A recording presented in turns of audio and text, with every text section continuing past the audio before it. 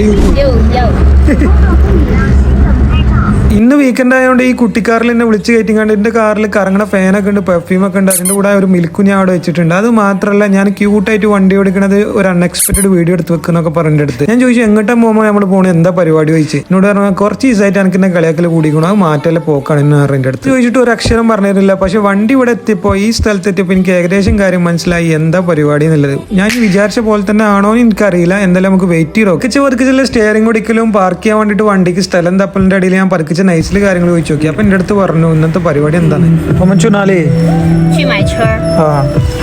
Car ഓടിക്കാൻ വേണ്ടി പോകട്ടാ. ഞങ്ങൾ ഈ ക്യൂട്ട് കാർ ഞങ്ങൾ ബുക്കില്ല, പക്ഷെ പകരം വേറൊരു വണ്ടി വാങ്ങാം. ഞങ്ങൾ ഈ മണിയർ സെറ്റപ്പിലെ ക്യൂട്ട് കാറൊക്കെ മാറ്റിങ്ങാണ്ട് കുറച്ച് വലിയ സെറ്റപ്പിലാവാൻ പോവാണ്. അപ്പൊ ഇനി വാങ്ങാൻ പോണ കാറിന്റെ വീഡിയോസും കാര്യങ്ങളായിട്ട് നാളെ കാണാം. ചാനൽ ലൈക്ക് ചെയ്യുക, സബ്സ്ക്രൈബ് ചെയ്യുക. ടാറ്റ. അപ്പൊ പൈസ ചെയ്യാൻ